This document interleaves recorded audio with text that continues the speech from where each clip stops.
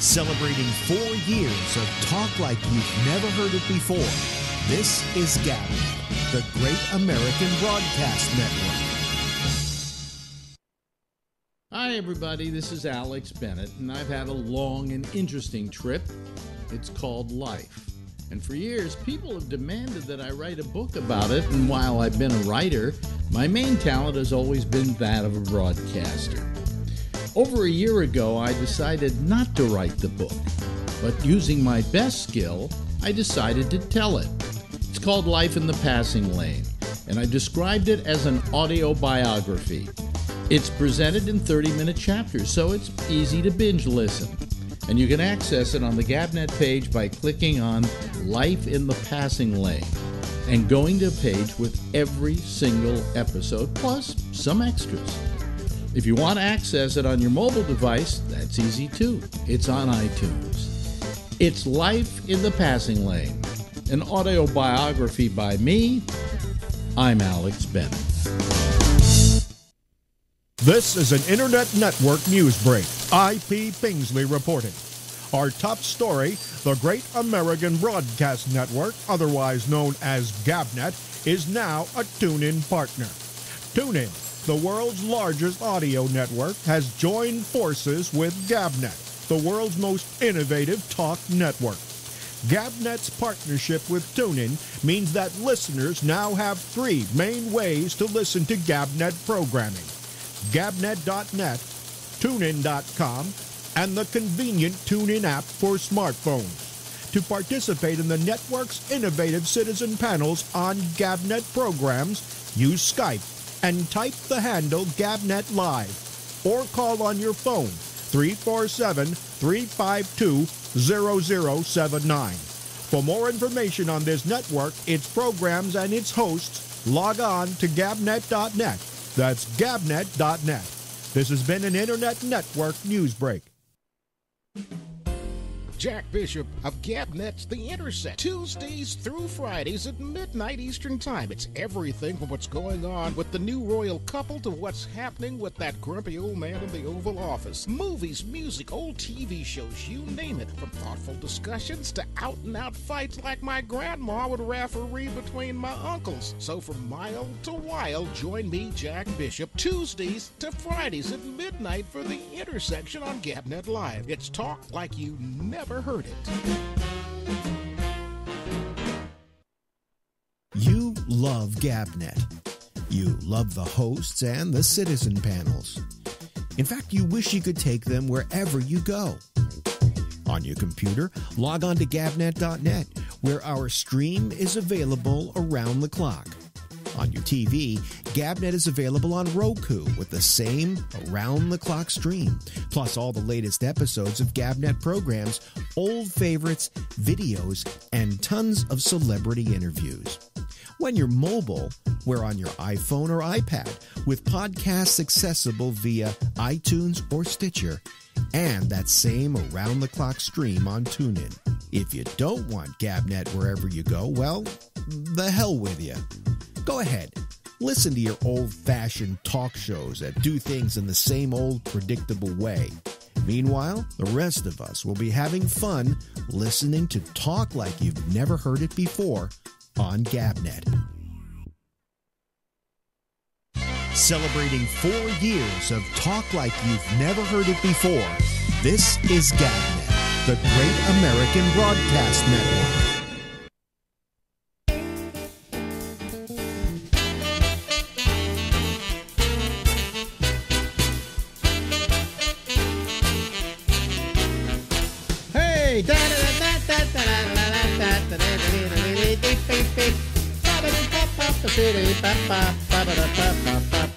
Hey everybody, I'm Alex Bennett and this is the Ramble, and it goes from now until midnight tonight, Eastern Daylight Time, and if you're somewhere else in the world, figure out when that is, okay?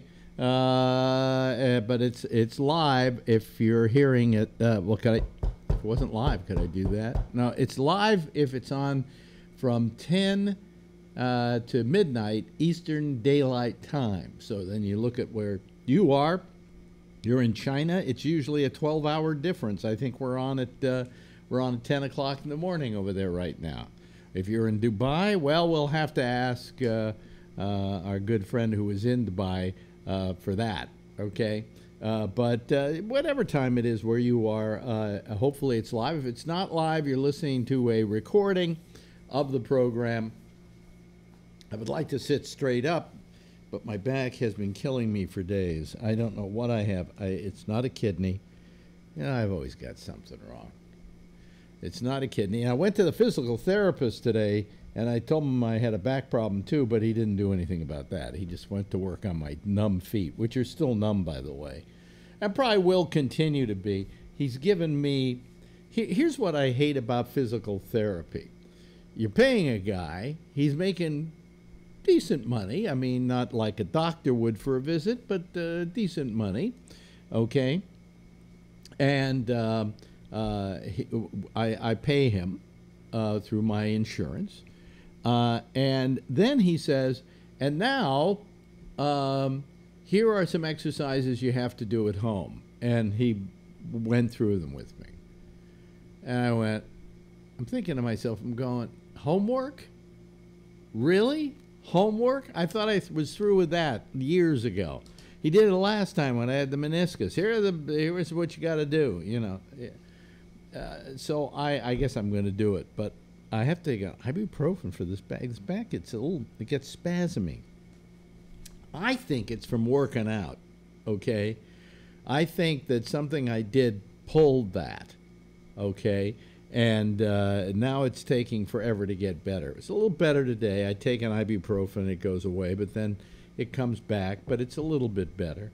But anyway, so enough with my medical shit.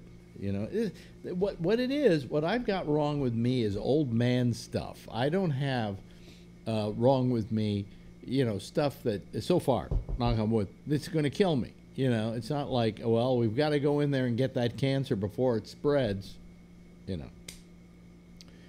No, we've got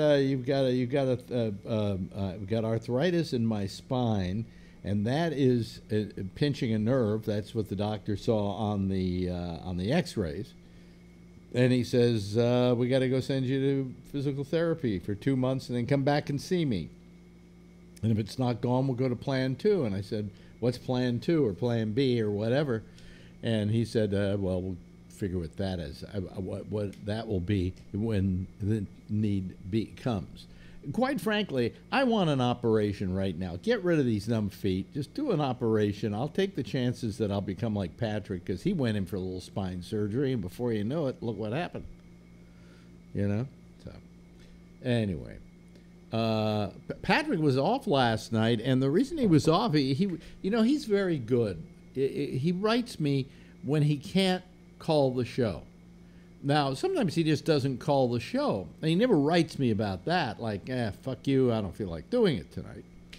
But when he knows he can't call the show because of something he has to do, he's very nice and writes me, and he writes me yesterday that he had to go. He was having trouble with his hearing aid. It wasn't working right. Yes, in spite of all his other problems, he's got hearing. And so he had to go to get it fixed at like 8 o'clock the next morning. So he had to go to bed. So he writes me a note about it.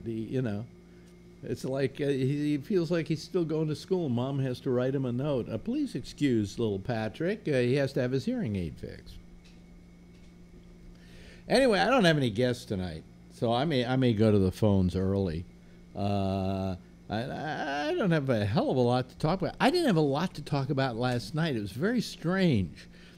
We've had this whole thing with the King Liar lying up a storm and changing his story every 5 minutes. I mean, how far does he think he can go in fooling people? I mean, he's so the trouble with a lie, I said this last night, the trouble with lying is that you got to be really good at it. And being really good at it means you're consistent with the lie. In other words, if I say, hey, the dog ate my homework, then I've got to then continue to remember that I told you the dog ate my homework. Lies are, so when you lie, if you lie initially, and then you change anything in that lie, which is always very possible with a lie, then you get caught. All right? But if you're telling the truth always remains the truth. You know, hey, this is what happened. Yeah, well, that's what happened. Now, you want to hear the story again? I'll tell you what happened. It's the same story every time when you're telling the truth. It's a different story every time when somebody's lying to you. And so we've got this president who, I don't know, he's a sicko, man. He's got a really, there's something wrong there. There's something not quite right. He feels a compulsion to lie. And and the latest thing, here's the best. The latest thing is he's inviting Putin to come to the United States to interrogate his Justice Department. I'm not kidding you. Yeah, that's the first thing these guys want to do. I can't remember which one of these guys it was. I think it was Coates, maybe, who was being interviewed by Andrea Mitchell. And in the middle of the interview, she gets the message that the president has said that he's inviting Putin to come over with his people and interrogate our Justice Department, right? And Coates went, first when she started to read it, he went, oh, what now, basically. And then she read it, and he just went, huh? Like he wasn't even told about this, okay? And he's somebody who will be influenced by it. So, I mean, it's just been, I wish I could say that Trump is the gift that keeps on giving, but he really doesn't keep on giving. That's the problem. Hold on a second. I want to turn my air conditioning up now. I turned it down because it was, let me see here. There we go.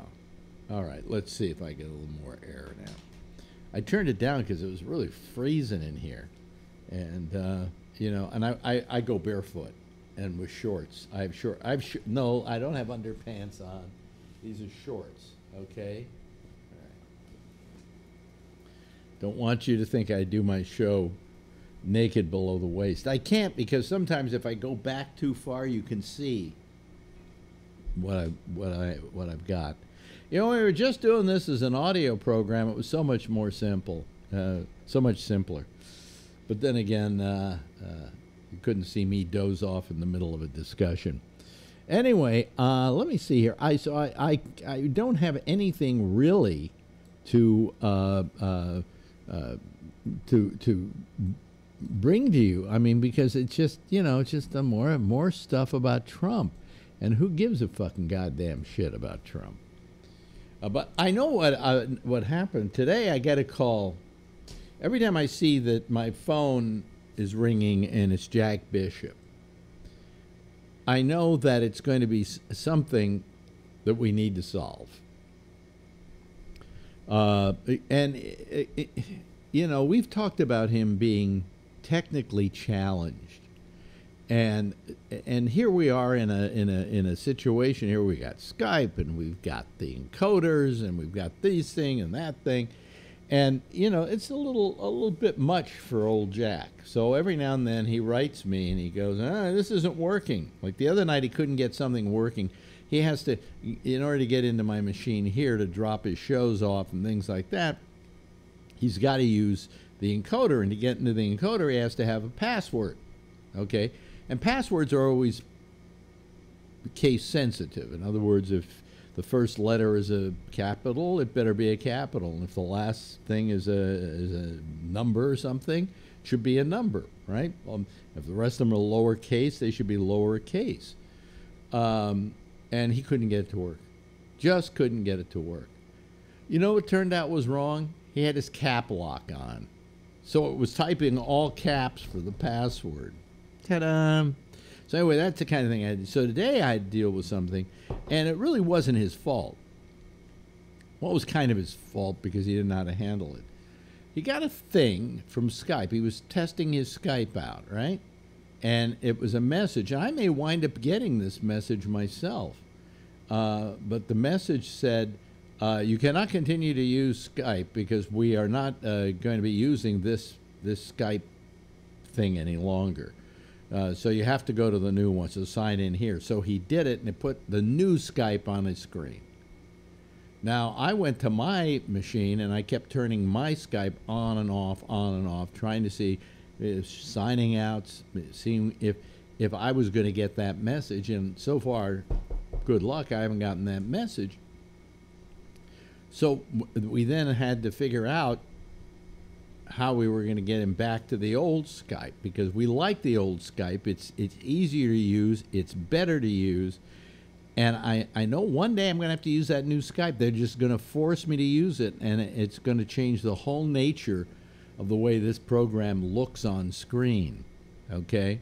And that bothers me greatly. But anyway, he calls me, and as I'm going off to the physical therapist, so now I'm trying to solve his problem. Well, anyway, I go, and I have a way of getting onto his machine now, and I looked at it, and I said, you've got the new one, you want to get the old one back again, and I left him.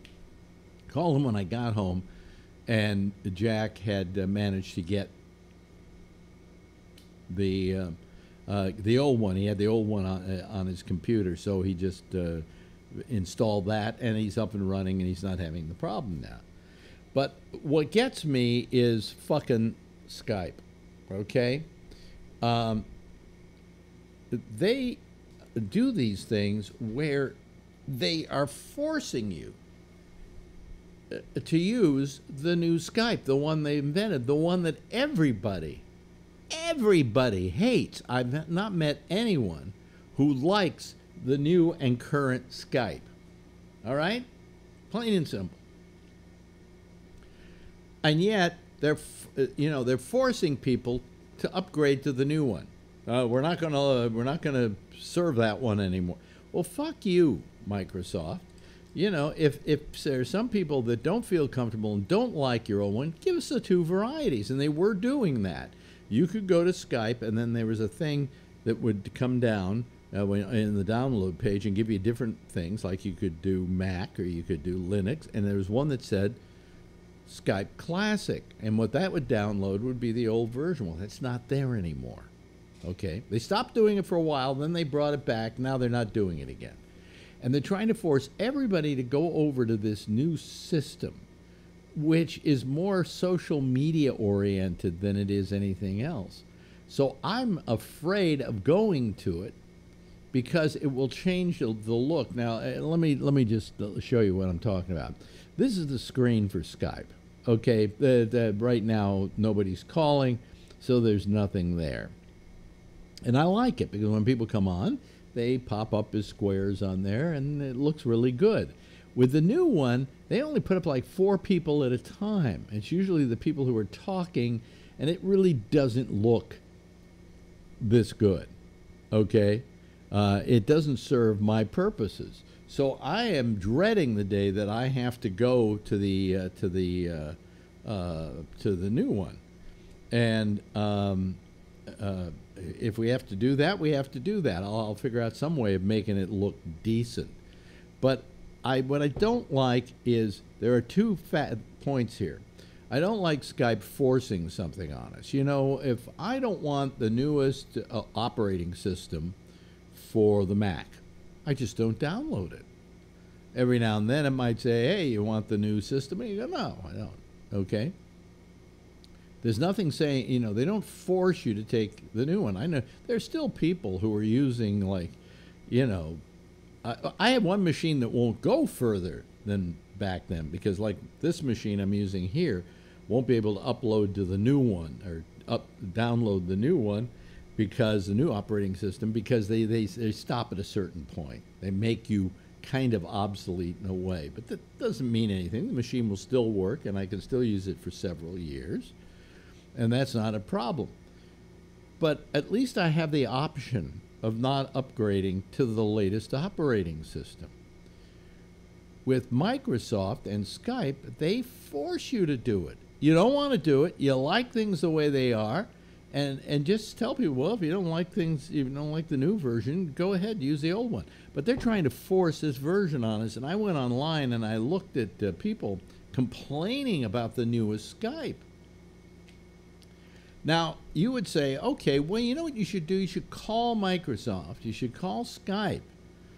And you should tell them your concerns about this. You know, and if they get enough calls, maybe they'll change things.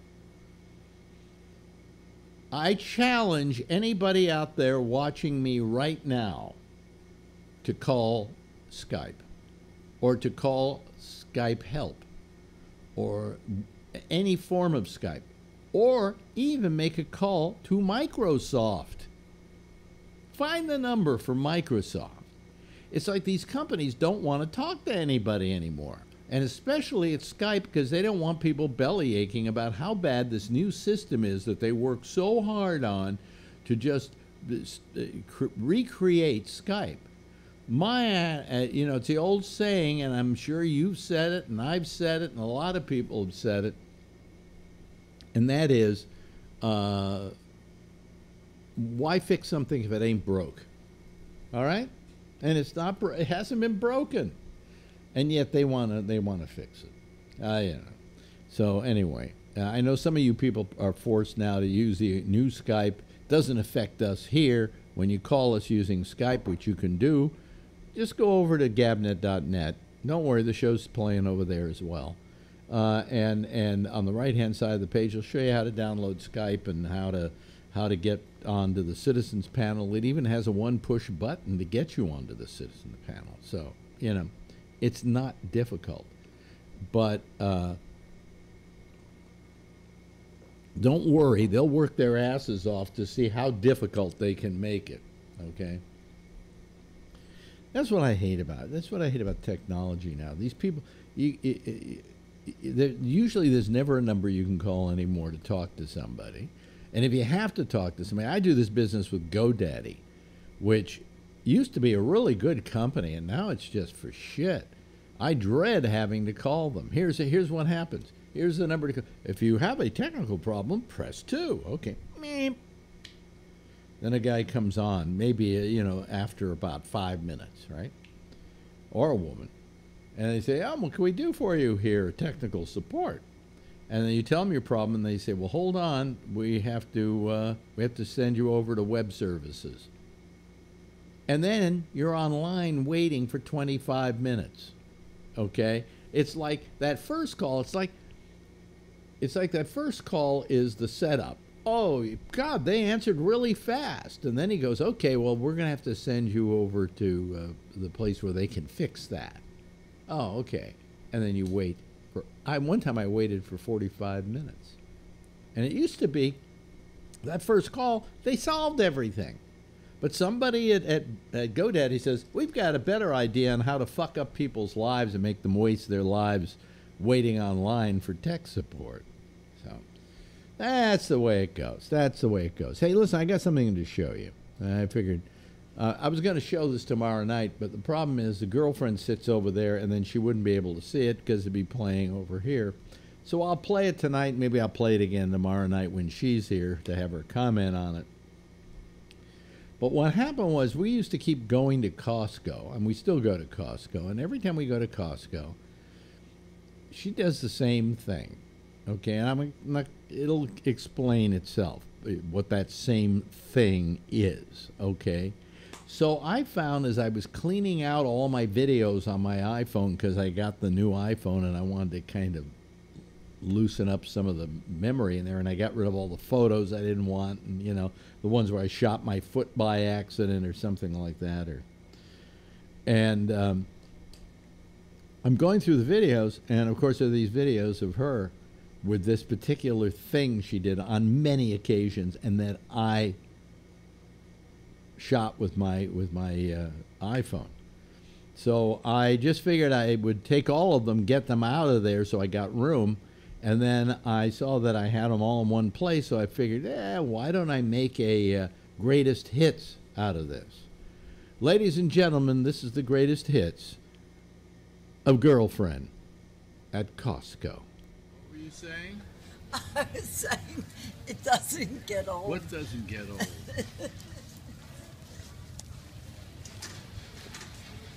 I got your men's extra large Depends.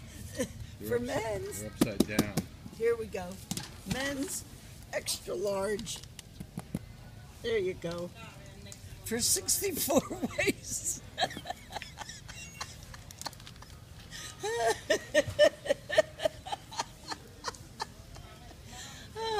Did you put it in your bag? No. Next to the potato chips.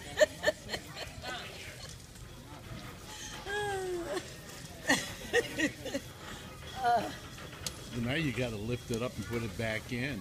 Here, I'll put it back Oh, by in. the way, those are for women, I think. Oh, those are men's. Those are men's. Hey, hey, hey, hey, hey. Pays for horses. Yeah. You know what I almost did as a joke? What? I was going to buy some frozen shrimp scampi in a box. Killed you. Because she's making shrimp scampi. Oh, but you already picked yours up. Alex got You himself already the picked wrong size and the wrong gender. So I have to return these and get them and get the right one. Well, I'm getting out of here before you can do that. Here's one. Look, Alex, it depends on the extra large. Should I get you one? Or two? They have a special. She finds this very funny every week. Here we go. And then she only has to put it back in there. You're gonna drop it in my Marjorie,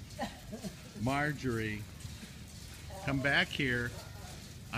Marjorie, what are you doing? You shopping? The extra large. Huh? Is this the size you want? What? Is this the size that you want? I'm over here doing other things. I just ran right by there. I'll get them for you. Here, maybe you need some. Oh no, long time since you needed those. I'll get you the Depends. I got them for you because we know how you depend on them. They're yours right there. Yours, baby. Huh? Exactly. You know, it's getting to the point where it's not funny anymore. You keep saying that. You still find that funny, don't you? You still find that funny. We can let these people through, please.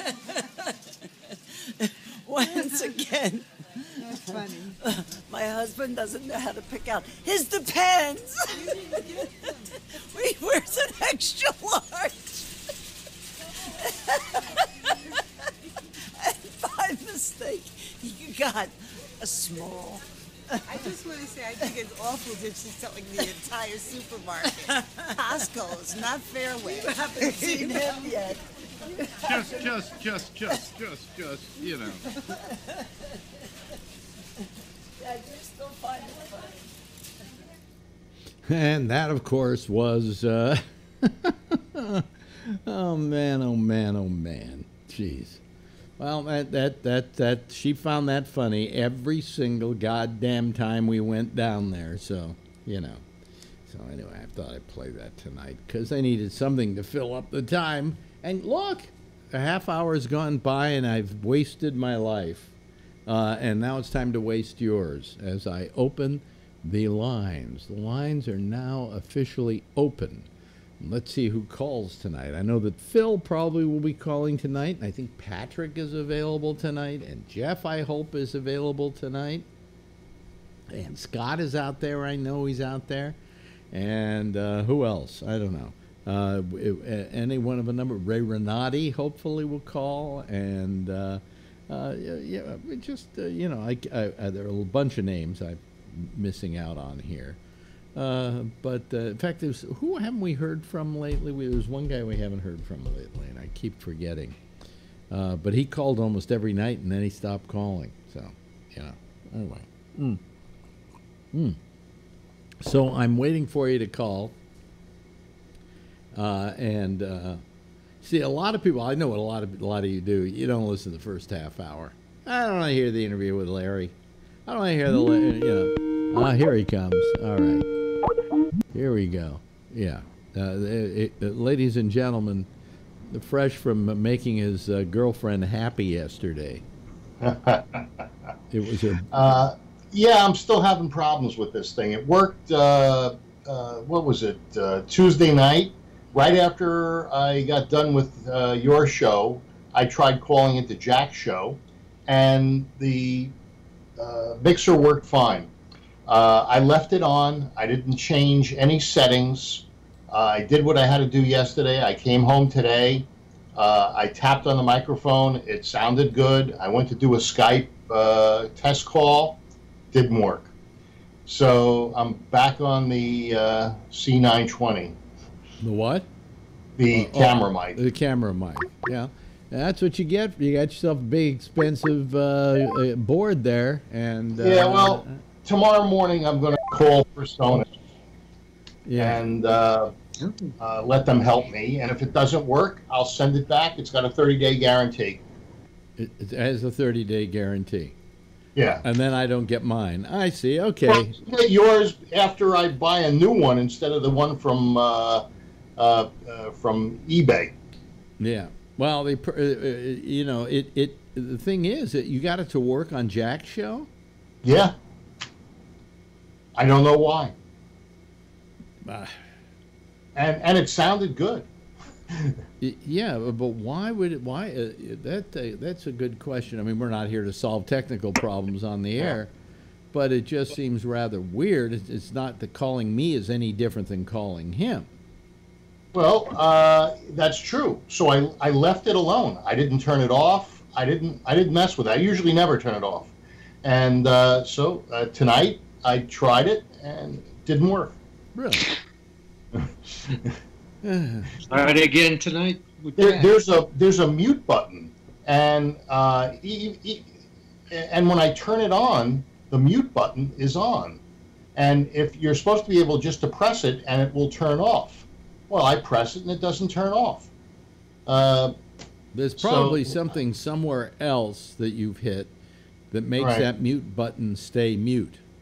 Probably. So that's why I'm going to call the support tomorrow morning. Did it come with an instruction manual?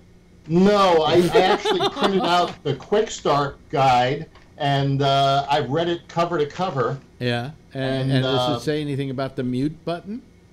It just says where it is. See, the suspicion is, to me, that it has something to do with that mute button not unmuting, and that there's some other thing that you have switched that won't allow the mute to go off. I think that's correct. So that's why tomorrow morning at 7 is 9 their time, and that's when their help desk opens. Yeah, yeah. Meanwhile, you sound fine tonight. You know, yeah, you good enough. You can't overpower us with your great microphone, but you know. No, but I can play with it. You can live like a farmer tonight, you know. Yeah, exactly. And it's hot here. How hot is it? I don't know. Let me take a look. But it's hot. And yeah, we're at what are we now? We're probably somewhere around 72. Let me take a look at the temperature. It's 83 right now. Right now, here in New York City, it's 74 degrees. But today it was 97. Really? Ooh. Yeah. Yeah. I talked to Jack today because he was having all those problems, and he's in Texas. How hot do you think it was when he was talking? 107. No, it was 104. It was 107 in that, what do you call it, in real time or real feel or whatever. Oh, Faye was talking to her sister who lives in Frisco, Texas. And in Frisco, it was 107. Oh, my God. They're Frisco's outside of Dallas. They're warning people in Texas to stay indoors, you know, to not go out. You know, it's terrible, just terrible. And this global warming is Trump's fault. No, it's not. No? No. Everybody says it is. No, what's going to be his fault is not doing anything about it, you know, and saying, oh, we can pollute our rivers more and we can pollute our air more. Then he's contributing to it. That's the problem. He did do something about it. For 7 days, they weren't in the White House because they were replacing the air conditioning system. when he first moved into the White House. Oh, I see. Okay, and that was doing something? Well, it made it cooler. It made it cooler. I see. Yeah. Ah, boy. Jeff wants to say something. Yes, Jeff. If you want to cool out, come to my house. It's 64 degrees outside. Oh, really? A little cooler than here. Yeah. I think it's supposed to go down into the 60s tonight. Which is kind of nice because you get to sleep with the window open, and the thing is, though, I keep the air conditioning on in this studio all day long, which is going to cost me a fortune by the time the next bill comes. And the reason I do it is because all these machines heat up the room. Yeah. And I don't want them to overheat. So they probably wouldn't burn out or anything like that, but I still like to keep the room cool. Why don't you get some mini fans, some small fans? I did. That didn't help. No? Didn't help. No, not for you, but for the machines. No, they make these really small ones. I did, and it didn't do anything. Just took up another electrical socket. Yeah. But I'm thinking of getting a new air conditioner in here, though. I'm thinking of going to 8,000 BTU and hope I don't blow a fuse. Yeah. Well, if you put it in and it doesn't work, you can always take it back if you get it at Costco. Yep. Hey, we're being joined right now by SG, ladies and gentlemen, or as we like to call him, Good. Hello, SG. How are you? Great. Yeah, you should have some light on. We can barely see your face. No, there's light behind you. The light behind you doesn't work. Well, yeah, your camera looks to the light that's behind you and it makes you dark. Yeah. He's moving around. Yeah, move facing the light. Here we go. He's moving into another room. Now he's moving into another county. Oh, there we go. That's fine. That's really nice, SG. Hey, did you see on Fox News there was a lieutenant general, I think, named Boykin, Boyken, and I believe that he was a national security advisor under a previous president. Didn't say which one, and his take on the summit.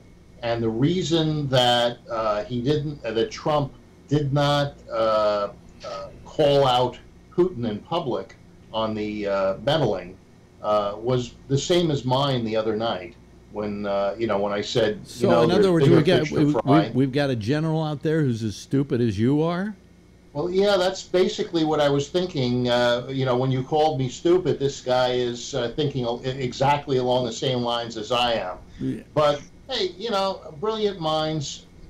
I was the same guy that thought the same way as Elon Musk on rescuing those kids, even though there seems to be some fallback on that by one of the divers. What do you mean? What kind of fallback? There was a guy who was on the English team or the head of the English team. Yeah. Said that Musk was only trying to create an advertising moment for himself by offering up the submarine. Does he really need an advertising moment? No, probably not. But this is what the guy accused them of doing. And then Elon Musk tweeted something negative about that guy, and now that guy's threatening to sue Elon Musk. Lots of luck, Yeah, lots of luck. He wants to sue Elon Musk. He's got fuck you lawyer money. Right. The thing is, when you sue somebody, if you sue somebody with so much money, you can't win. If you sue somebody with no money, it's not worth winning. Yeah, right. So, whatever. But I don't see how lawyers make any money. Yeah. How are you doing, SG? Good. I love Elon Musk. Yeah. You should read his book. Yeah. Oh, it's awesome. Yeah, he's amazing. He was amazing. He as a kid, he read all the books in his elementary school library. Really? Oh yeah, to the They point just like where that. they ran out of books, and then he read the encyclopedia like twice. Well, yesterday there was a story on the air about a company that's going to send people up in a rocket starting in 2 years to go up. 200 grand, how many millions of dollars? Or it was 200 grand. 200 grand a ticket. And, Right. and guess who? I thought it was Elon Musk. I went because they showed videos of the thing taking off and then landing down on the Earth and they're coming back and landing on Earth. And I'm thinking, hey, Elon Musk got another deal going here. It's Amazon. So Really? he made his money with PayPal, and Yeah. so he's the co-founder of PayPal, Elon Musk. Yeah. Yeah. And he actually left Silicon Valley and he went to Hawthorne, California. And that's Southern where California. Hawthorne, which is Yeah. like outside, which is just south of Santa Monica. Yeah. Yeah. And then so he actually was one of the people that said, screw, Silicon Valley. And what he did was, Yeah. instead of taking his money to make more money, Yeah. he said, I can risk my money. And he did in Hawthorne establish SpaceX. My daughter's boyfriend works for SpaceX. He's an engineer. Wow. Yeah, I think that's probably a pretty cool job. Oh my God. He must be rich. I don't know. I don't think so. They just got an apartment together. Well, I mean, Hawthorne is, it's still expensive. Oh, they live in Hollywood. Hollywood. So that's about a 30, 40-minute commute. Yeah, my daughter works for Variety. Yeah. Magazine. By the way, it's Ray again, outdoors. We never get Ray indoors anymore. No, I don't have a house anymore. I lost my house because Trump I took see. away Okay. my house. Yeah. And are you walking Hey, if you're homeless, you just move to San Francisco. They spend $230 million on 7,500 homeless people per year. So Well, you you know, figure it out, that's $37,000 per homeless person. San And- Francisco, It's an industry there. San Francisco's new slogan is "We're the shit." Yeah, really. But what the deal They is? are the shit. Yeah, there's an industry supporting homeless. Yeah, but you have And to so you have to realize these people weren't homeless a few years ago, but because of what's happened in San Francisco with the cost of living, they say that if you make $103,000 a year, something like that. Yeah. you're on the You're edge. low income. You're low income. You're on Sure. the edge of Sure. poverty. And where I live, it's $98,000 a year for Yeah. a family of four. Yeah. Well, what is? I think Walnut Creek's the same. I think it's 98 also. Really? Well, I then think so. I'm about 15,000 above low income. Yeah. Yeah. Yeah. Yeah, and there's a whole industry now in San Francisco. So it's created this thing where there's no incentive to get rid of the homeless. Yeah. There's no incentive to make it better because people's jobs depend on the homeless now. Exactly. That's what I was saying. In San Francisco, they have a $230 million a year industry taking care of 7,500 homeless people. And so nobody wants to give up their little position, and they'd rather do that than get the people. If they weren't homeless, if they gave them the $37,000 and put them in an apartment. But wait a minute, Phil. Where are you going to get an apartment in San Francisco for $37,000 a year? Oh well, they'd have to move them to Modesto or Stockton or something. Well, then but- you're not a San Francisco problem. well, Move them to North Dakota. Move them Yeah. to North Dakota. Yeah. Like Ray was saying, this is an industry here, and you haven't been here in a while. If you go down God. like 13th and Division, it's all tents. It's tent after tent after tent. There's makeshift shacks. But my question is this, okay? Yeah. What is the dynamic that created that? And I think it was the fact that San Francisco is so damn expensive to live in that it has created its own class of unemployed homeless people. That's right. Well, It's the rise of Google Google and Facebook and LinkedIn and Microsoft all around here, and all the young people moving into the city with these huge salaries, pushing people out, and then a lot of those people become, nobody's living on the street that can't afford an apartment in San Francisco, but couldn't afford an apartment somewhere else. These people are unemployed, and a lot of them are on drugs. Some of the issues that they're having is the needles are all over the place. Well, the question is, what came first, the poverty or the drugs? I mean, people... I think the drugs... A lot of people come from out of town, Alex. What are you saying, Ray? A lot of people here now a lot of them travel to the city from other places in the country because they know they can live on the street in San Francisco. And they can get Now, why can they live on the streets in San Francisco? What is the... Because there's a $230 million industry that supports them. And San but it's not supporting them living on the streets or in tents. Yes. Yeah, it is. They feed them. They provide medical care. They fight each other to have little divisions where tents are allowed. There's all kinds of stuff. But they don't provide them a shelter. They do, but most of the homeless people don't want to go there because there's a lot of crime and fleas and all this kind of stuff. So here, wait a minute. Let me get this straight, okay? Just so I can grasp my little brain around this.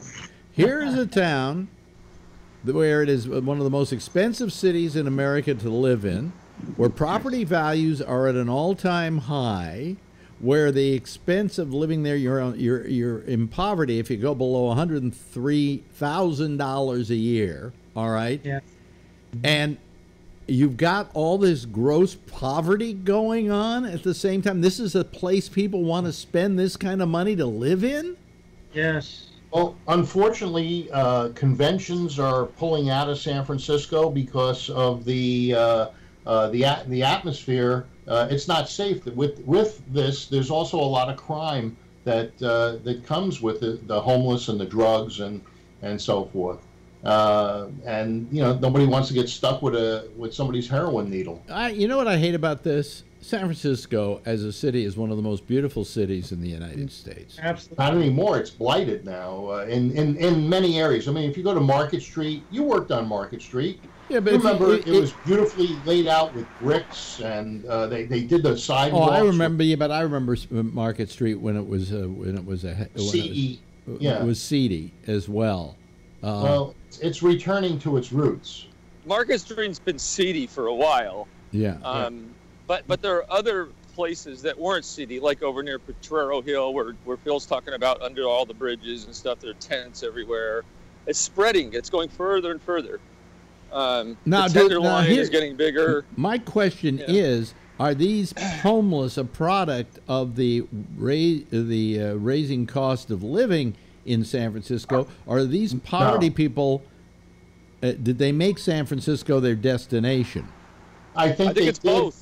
I think they did because of all the benefits that they can get. So the San Francisco is making an industry out of dealing with the homeless and supporting them, and there's a lot of support jobs that are behind that. So let's say you did away with the benefits.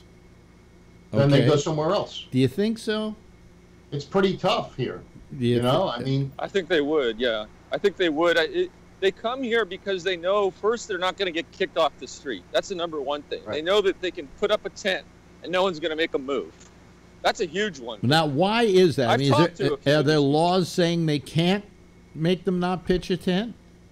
Yeah. I think so, yeah. Yeah, they can't. Yeah. It's like let me put it this way. There's got to be a better... Oakland, too. There's got to be a better way of solving this problem than forcing them out or whatever, Well, New York did it somehow. I mean, Manhattan used to be horrible. Now you walk around, you hardly see any homeless. Yeah, well, was that due to stop and frisk? No, I don't know. Absolutely not. Had nothing to do with it. What got the homeless out? Did they just move them down the floor? You know what it was? You know what it was? Everything changes, okay? And New York became very expensive too, and also there was the gentrification of neighborhoods. I mean, if you came to Harlem, I we've only been here, what, 7 years, almost 8 years? Yeah. Okay.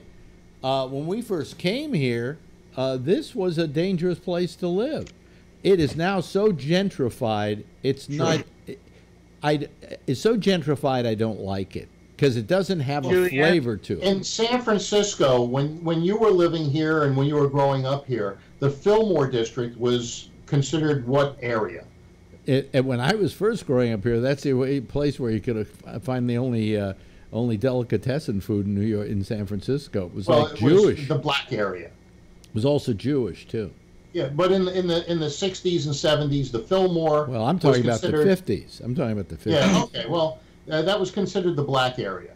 Now the Fillmore is considered Lower Pacific Heights, and it is extremely desirable. So that's how that area gentrified.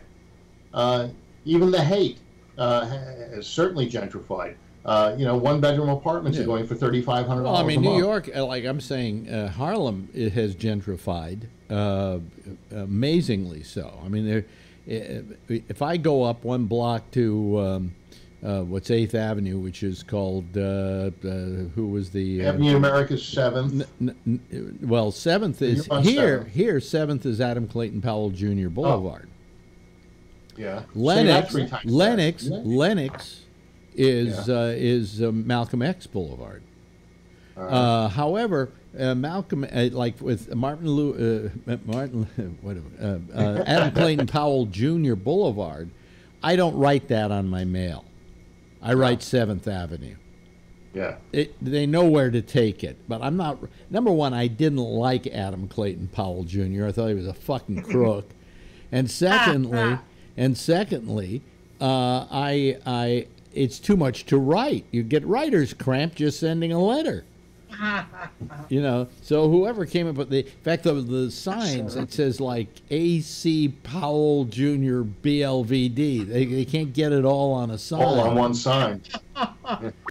But who was it? Who was it that I was thinking of?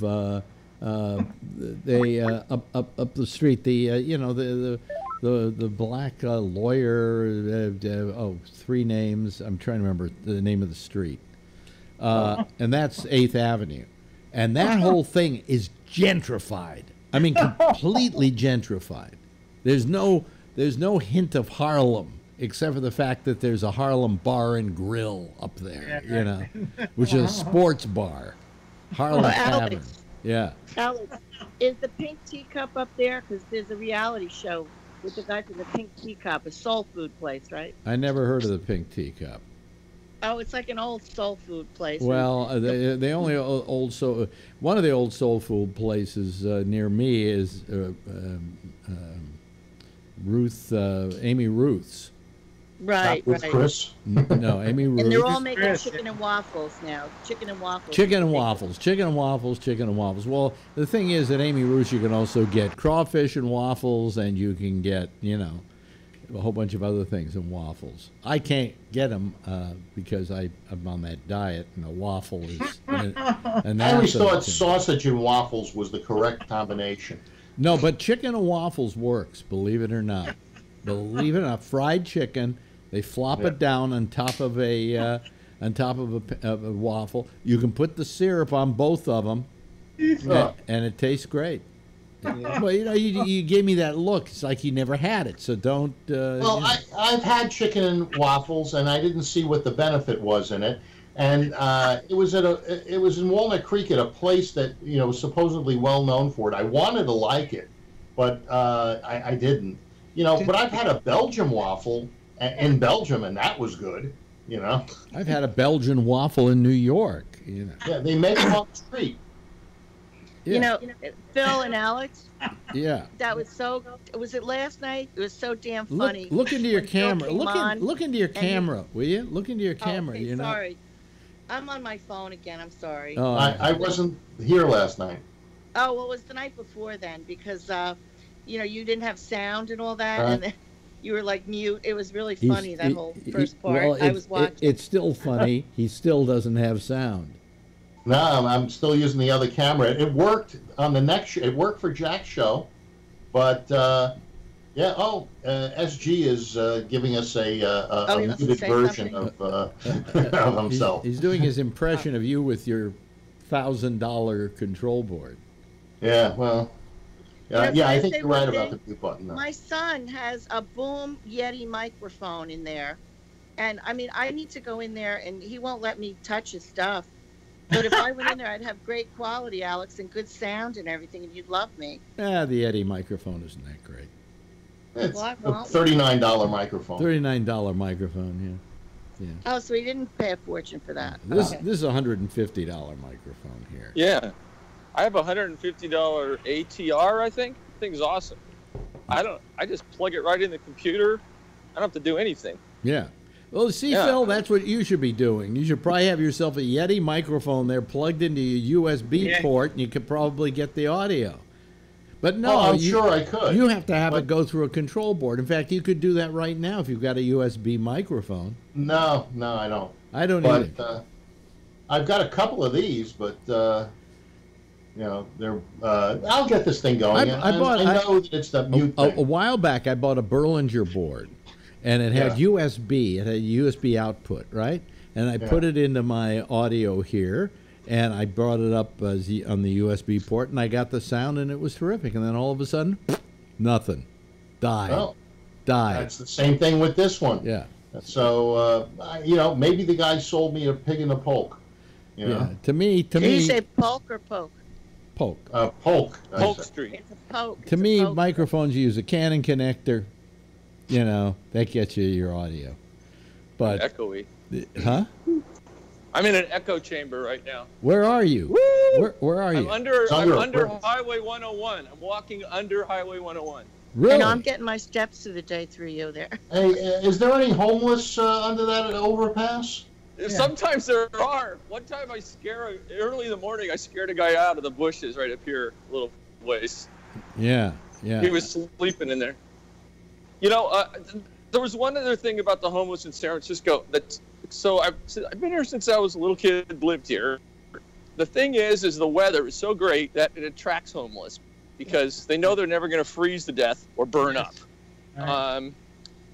And the second thing, and I wasn't, I was just small at the time, but Reagan, apparently there were facilities that were open for drug addicts and people with mental he closed them health all. issues. He closed them, and then he promised that he was going to open it, privatize it, but it never happened. What happened was, if I remember, it's just gotten worse and worse. if I remember correctly, what Reagan did was that you had all these people who were insane, and they were insane because they had been in the war in Vietnam. What year was that? And they had PTSD and things like that. Yeah. And then he closed all the mental institutions, which is what we were just talking about, and these people were just left to being on the streets. And here we are. We didn't. And it's never changed. We didn't take. We talk the talk. Thank you for your service. Oh, God bless our troops. And then when they come back home and they're sick and they're having PTSD, we don't do shit for them. Alex, what year did Reagan let these people I don't remember. It might have been before the Vietnam War was over with. Alex, it was 71 or 72. Yeah, I know it was when I was like about 8 or 9 years old. I remember. All right. Deal. Well, yeah. That is how many years ago? 48?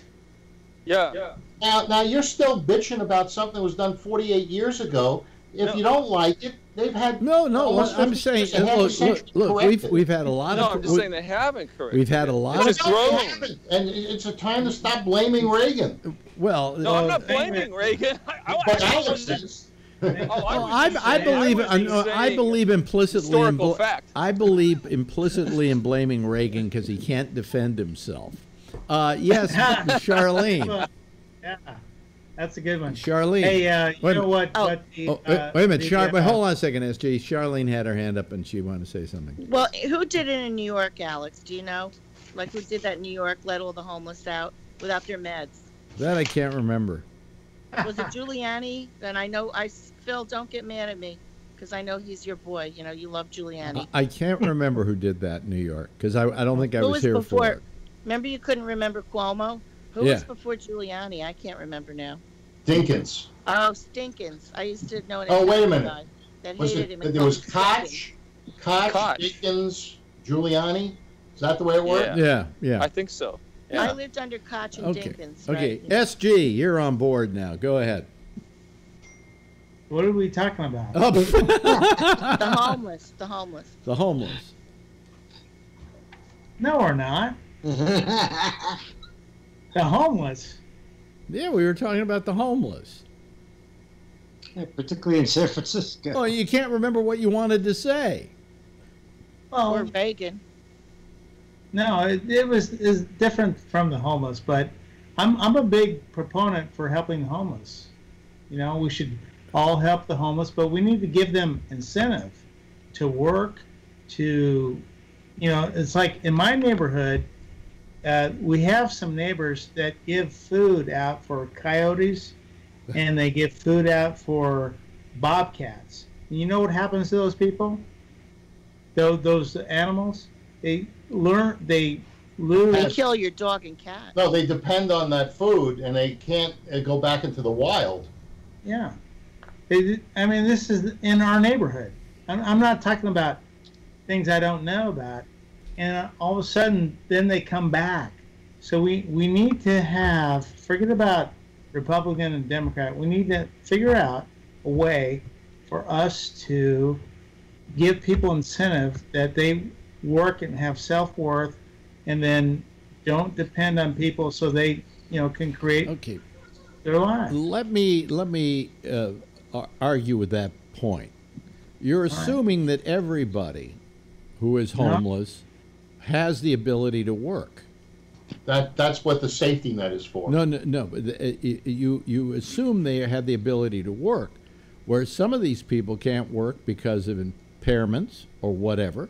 Others are mentally impaired and can't hold down a job. I mean, there are so many other reasons that people are impaired, and so to say that. What about Lighthouse for the Blind? You know, they give people the self-worth of earning something. It may not be. They may need a helping hand and a safety net with other programs. That's fine, but Phil, there are some people who are incapable of working because of mental problems. Absolutely. And what are we going to do about them? You can't tell them to go get a job. They can't hold one down. No, but there are programs for them. Okay, let me ask you this.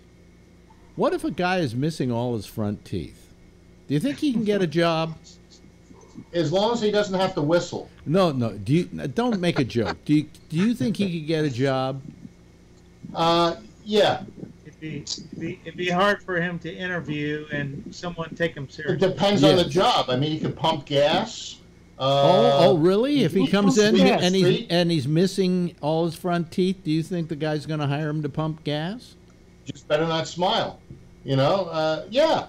No, I mean, wait a minute. Jeff has his hand up. Jeff. Alex, you have a great. I know when I get people when gas interview. Wait a minute. Hold on a second. Jeff, wait a minute. SG. Jeff had his hand up. Jeff. Thank you. When I pump the gas, I'm the gas pumper. Yeah. Right. And so's my in your wife. state. Yeah, when was the last time, Phil, you ever went to a gas station, a guy came out with his little bow tie on and started pumping your gas? It's called full serve. Only 2 states you pump your own gas. Like other guy pumps, and I'm in one of them. One of them's Oregon, isn't it? Oregon, there's a law that anybody who puts gas in somebody's car has to be pumping it. Has to work. You got him. Yeah. What's the other one? It was Oregon. an expression. Yeah, you pump it out here. The guy does it, right. Yeah. New Jersey, they have to pump your gas for you. Just like Everywhere else Oregon. you do it yourself, right. If you're disabled, you can tap your horn and they got to come out and pump your gas and not charge you any more to do it. Okay. So it has to be a guy with but no teeth, right? let's get back to this whole thing about, we have to find these people jobs and so on. There's a reason why these people are not. The reason they're not working many times doesn't have anything to do. Wait a minute, Charlene, don't move. Don't move. Alex, Yeah? look at that cabinet. You think you got drugs? Look what Charlene takes. What do I have? Look do I what's have? in your I missed cabinet that. with a cat dishes. Are those Look at those meds. drugs? Yeah. Oh, What you are- moved oh, your camera, prescription? Charlene. Prescriptions? Yeah, you moved your camera. Move it back. Look at that. See? Can you see? Yeah. Oh, those are mine. Yeah, All right. I'm a drug addict. Yeah. Well, No, I'm just saying that, hey, Alex complains he's got to take a couple of pills. let's you see know? here. I got my I'm not too my many. Xanax. And they're not And you need that just to do this show. You're not And, psychiatric. and this is another bottle of Xanax. It's almost through with. Let's see here. Here's some Salon Pas that I have. I have a whole drug thing back here. Are we doing Bennett's waiting room now, or? No, we haven't It's gotten not to like- that section yet. I saw that in the shot, and I Okay, just let thought me it get was back to My camera got this lost. point. And I Is don't that know if I flushed it and they had to Yeah. do an X-ray, and I still don't know where it is. Some I people- swallowed like a drone or something yeah. with a camera. Okay, let me get back to this. Some people are just incapable of working. They're psychologically incapable of There's working. exceptions. It's not to that they're. everything. It's not that they don't work because they're lazy. There are also people who do want to work, but they can't find work. There's that's another. exceptions to everything, Alex. No, I'm not. I'm not Everything. talking about exceptions. There are reasons why we have homeless people. Now, But- granted, I'm going to grant you that there's maybe a certain percentage, but it's nowhere. It's maybe like only a fraction of the amount of people who are homeless, who just are lazy and don't want to work and want to live off the dole. All right. But I don't think the great majority of people like living that way, and I think most people would love to have some kind of work, but they're not qualified to do anything. Oh, that's not true. But wait a second. let me also say this. People living in San Francisco, why wouldn't they go to Albuquerque? Why wouldn't they go to Boise, Idaho, where they could maybe start anew, build themselves up, and go somewhere else? Well, that was like Sam Kinison used to have a whole bit about Bangladesh. Why are we raising money for food for Bangladesh? What they need is not. They don't need food. They need luggage, and we can send them somewhere where the food is. No, it's not where we're sending them. I'm saying that the lifestyle that someone wants to live, these people will never lift themselves out of San Francisco, ever. Never. There's too many services available to them. It's a trap. Welfare is a trap. Yes, and most of those people work. And They've been given this thing where they now can crap on the street and stay there. I'm saying shove them out. There's one other law that you all forgot about. If you steal something under $900, they can't and won't prosecute you. So there's a rash of automobile break-ins where they break the window, they take what they can see there, and they don't get prosecuted. In San Francisco, it's a new deal. To make sure they don't get arrested, do they bring an appraiser with them? Yes. Well, that's the deal, and that's why auto burglaries are up. But I think Ray has the secret to employment.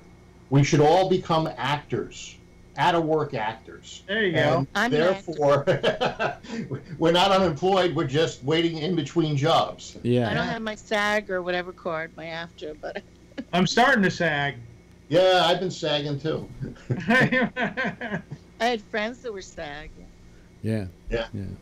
I went to my back pocket to see if I had my wallet, but it's in the other room. I'd show you my SAG card just to, We should take a state like Wyoming and just shove all these people in. Yeah, Wyoming's gonna love that. Isn't that a Republican state? Yeah. Just shove them all in there. I think California and New York, they get what they deserve. It would be interesting. It would be interesting to know, and I don't think we have this statistic, how many of those homeless people living on the streets of San Francisco are in fact from California? I would say maybe many, but the big problem is drugs. I don't think drugs is the problem. Yeah, but the only Drugs is in many cases isn't a problem; it's an effect. In other words, poverty brings on drugs because drugs become a relief from poverty.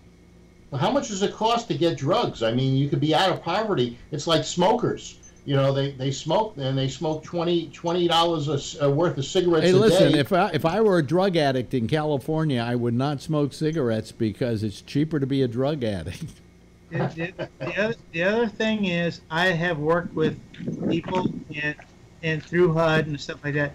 These people have a sophisticated network where they know how to survive in that area. It's not like, oh my God, these people, they know how to survive, and they know how to get free stuff, and they know how to be there and live. Yeah. And the city makes sure that they get it. Yeah, Charlene has her hand up. Charlene? Alex, I know you mentioned that you saw Wild Wild Country on Netflix, right? Yes. What was that again? I'm trying to remember what it was. Well, you know how they brought in the homeless to be voters, and then they started killing them off, right? Because they became a problem. Something just snapped in my head because I saw that. I remember the documentary. I'm just trying to remember the gist of it, and it was they brought them in to become voters, but then they took over or something. It was. It just got to be crazy. Is that the way that they became Republicans? So they decided to kill them off so they couldn't vote? Well, it was a guru from India. And that was Bhagwan Sri Rajneesh. Yeah, right. Yes, okay, now I remember the documentary. You've got it. That's it. Yeah, because you were describing it all wrong. I mean, it was the Sri Rajneesh who decided, his people decided, we're going to find a city somewhere, and we're going to just take it over, and that's exactly what they did in the middle of Oregon. And Oregon had a fit and started fighting the Sri Rajneesh. And then they brought in the homeless to try to get more people so they could be on the council. Yeah, they brought in homeless people. It got outrageous. Yeah, and they actually murdered the homeless people, some of them, right? I don't know if they murdered them, but it was pretty ugly. Oh, I saw the whole thing, Alex. Like, I'm sorry, I'm not. It was kind of. I described it as kind of being like a cartoon where you've got rats, so you go get a cat, and then there are too many cats, so then you get dogs to kill the cats. That's what happened. Then there are too many dogs, and you get lions to kill the dog. And that the Bhagwan still knows. Had 100 Rolls Royces. Yes. Right. Yeah. He was like the Maharishi Mahesh Yogi or something. A friend of mine went up there. And sold them metal tables, and they bought like 150 metal tables to put out where they could meet and eat, and these were high-end tables too, so he got to stay there. He met the Bhagwans. The Bhagwan. There was a woman. There was a woman that was like his second in command. Right. Well, she was. What's her name? Yeah, she's in. Yeah, I forgot. I know. I'm as bad as you are, Phil. And so he met her, and he stayed there for 3 days. That was his name, Bhagwan. Yeah. Bhagwan Sri Rajneesh. Mm-hmm. Yeah, and this woman is in the documentary. She's kind of the focal point of the documentary. She starts the whole thing off. Yeah. And she got away scot-free, although they had her on charges of murder and everything. But she got away and escaped to Europe. What did they get how did they bust that thing up? I think it just, I'm trying to remember exactly how it happened. Yeah, because I know how it happened. They actually was it tax fraud? No, they deported the Bhagwan. Oh yeah. And that started the whole thing falling apart. Yeah. And then he dropped his secretary. And he didn't take her with him where he went. She had this weird name, like Missy somebody, or it was a weird name. They split. Some people went off with whatever. I know. I wish I could remember her name. the Indian secretary, to the Bhagwan. Tess Trueheart. What's the name of this documentary? Wild Country. Wild Country? Okay. It's called. I want On to see this. Netflix. Yeah, it's You're really gonna have to it's invest quite a lot of time. it's quite long. it's about 4 episodes, I think. No, it's more okay. than that, Alex. Was it? My husband was having a fit because he didn't want to know what the hell it was or whatever, and I'm trying to watch it, and but I did finish the whole thing. I watched it intently. Yeah, I mean, I watched the whole thing. Yeah. But But isn't it it's amazing so that I can't. crazy. Yeah, that'll It goes show back you. and forth. That'll show either how far I've gone, or how far this whole thing of binge watching has gone. That I binge watched something and can't even remember what it was about. Exactly, Alex. Because it's too much binge watching. Because binge watching is a lot like potato chips. I think that's the problem with it. Hello, Tony. How are you? Pretty good. I'm tired a little bit.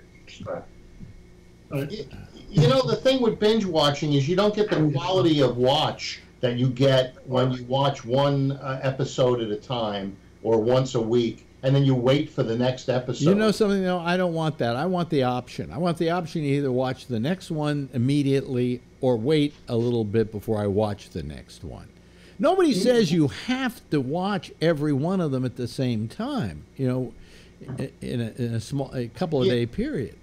I don't know how many times. The first time I ever binge watched anything, I got the CDs of all the seasons of Prison Break, and I started watching that, and it was like a week or a week and a half of Prison Break, totally consumed, and I'd be up late. I don't remember. I'd watch like 10 episodes a day. The first thing that we ever binge watched, okay.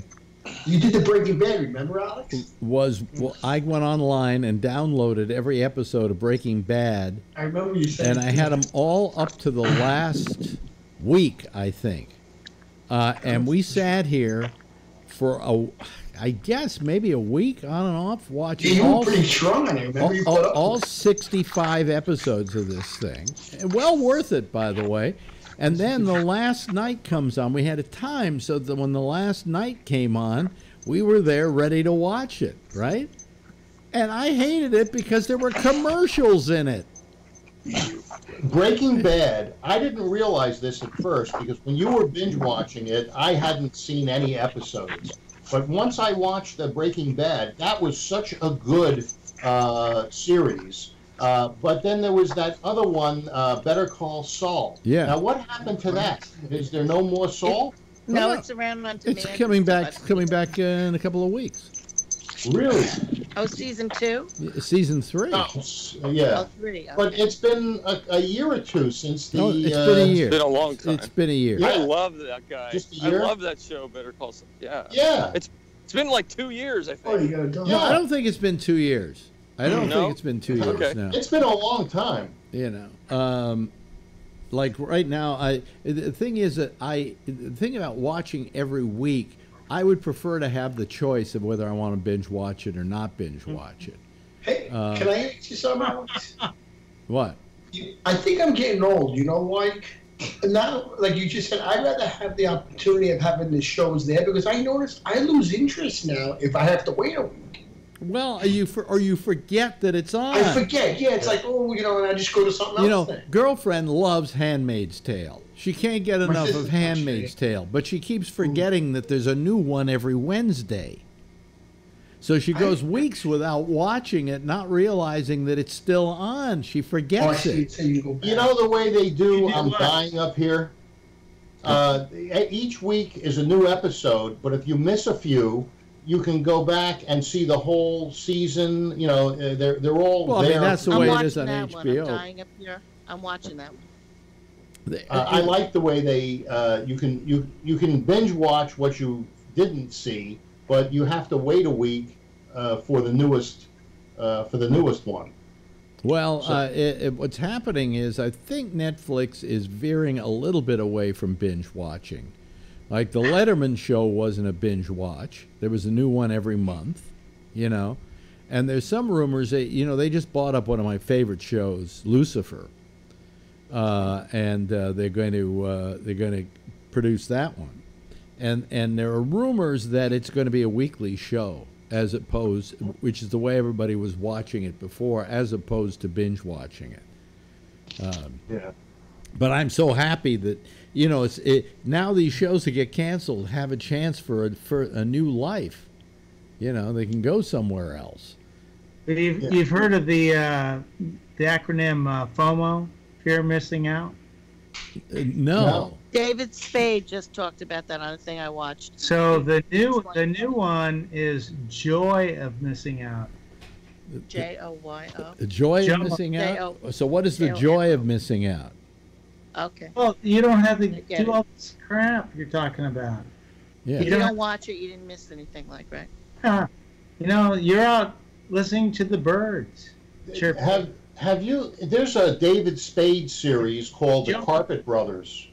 Have you ever seen that one from David Spade, The Carpet Brothers? No. Oh, it is hilarious. Why? Because it's about people who lay carpet?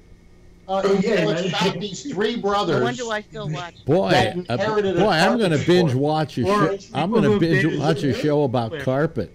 That's exciting. I know that's true. Very, very funny. Hilarious stuff. I bet he runs a better sale than Phil. Alex? Yes. Did you guys talk about it and I just missed it, or have you seen that? They're talking about you cry at the end of the HBO documentary about Robin Williams. I haven't watched it yet. I was just I haven't watching gotten it. through it all the way. I try to watch it and something happens, and I keep watching it from the beginning over and over. I'll tell you the one to watch, if you never watched it, was Judd Apatow. Did a documentary on Gary Shandling. I saw that. Which was extraordinary. It was, yes. Really? He was really good, Gary Shandling. Yeah. I think he wrote some Carter episodes, too. Some what? I think he wrote Welcome Back Carter episodes, Gary. I don't know. He would have been too young. No, I don't think so. No, he didn't. No. But he had index cards or something. Diaries of everything. Like, you know, after his death, they found a lot of stuff, right? And they talk about it, right? Well, it's called The Zen of Gary Shandling is the name of the documentary.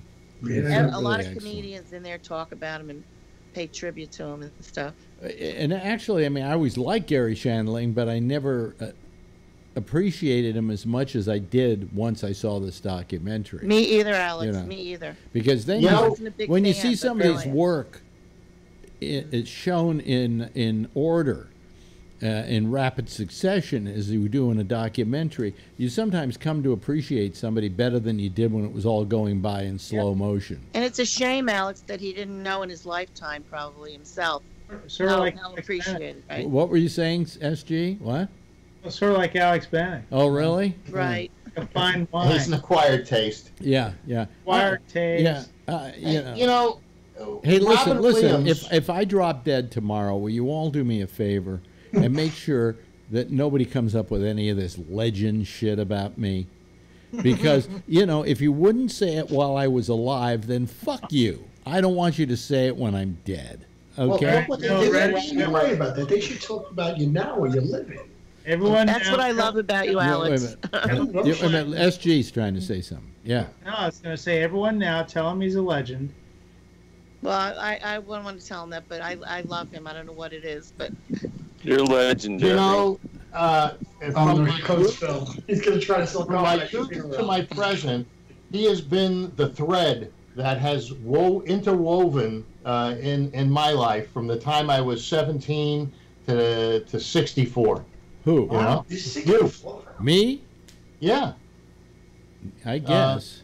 You know, between the radio shows and it's been a sort of a constant. I mean, there's been years there where you know, I lost track of you, your serious years and I so did forth. too. Yeah, I lost track of him a little. What serious years? When you were at Sirius. Oh, it's serious. Oh, I thought you meant my serious years. Serious. Yeah. No, that's like Picasso's blue period. Yeah. He did write an episode of Carter. I just looked at it. He wrote Horseshack vs. Carvelli. Okay, well, you know. I think you could be right, Alex. I saw that. Yeah. Listen, my old friend who died, who was the editor of Hustler, Bruce David, wrote episodes of Alf. You told me Family Ties. And Family Ties, yeah. I love Family Ties with Michael J. Fox. That was like one of my favorite shows. I could see Bruce writing that, Alex, because it was political. Oh, look at the sun going down in California. Oh, it looks nice. Yeah. Hey, Alex, did Robin Williams live where you live in Marin County? Was that your Tiburon, yeah. And Napa. Well, Robin Williams' house was, he had a house in San Francisco, right above Baker Beach there. What's that? Yeah. Expensive name. I know where the house is. Yeah. When I went up to visit him, then he moved to Napa, and then he went to Tiburon. When I went up to visit him, he was living in Napa. In that ranch on Wall Street. It was at the end of the road, and it had a mailbox that said, what did it say? Old McDonald's Farm. I really don't remember. You're probably trying to sell him right. But I do remember that he had a party up there, and I can't remember what it was for. It was his birthday. It was his birthday. Yeah, that right. was it.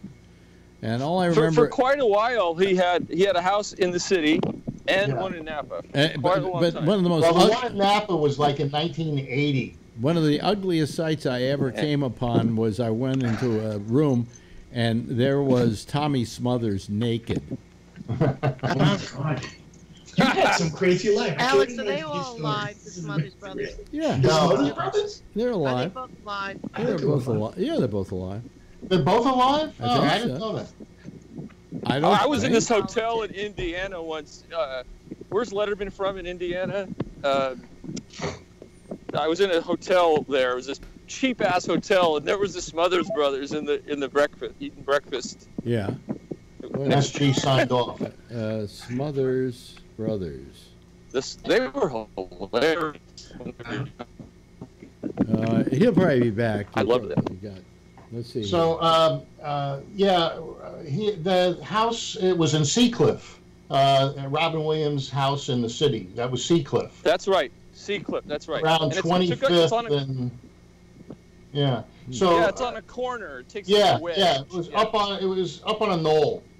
Yeah, and it's like it was triangular shaped. You know, Yeah. it's funny that Mrs. Doubtfire took place in a house in San Francisco, right? Like that was San Francisco. Yeah, but that was like There is no evidence. There is no evidence here that any of the Smothers brothers are dead. So. What did you say, Alex? There's no evidence here that the Smothers brothers are dead, or any either. No, I'm so glad. I don't want to. Do you realize that Robin Williams is now a traffic jam every day? Oh, you mean the tunnel? Yeah. Yeah. That's horrible. I liked the tunnel, and I liked it when it wasn't called the Robin Williams. It was the Waldo Grade Tunnel. They named it after him. Yeah. The Waldo Grade. Who was Waldo? I know. Where is he? Find him. Well, you know what's the strangest thing is you have they call it the Richmond San Rafael Bridge. Sorry. They call it the Richmond San Rafael Bridge, but that's not the name of it, and I can't remember the name of it. Yeah. Now we lost Ray. Oh boy. He's pushed the wrong button probably. I can't remember the name of it. It's named after it was named after a state senator or somebody like that. In one direction. In the other direction, it's called the Marin Bridge or something like that. Well, you know, Willie Brown's got his name in one direction on the Bay Bridge. Oh, really?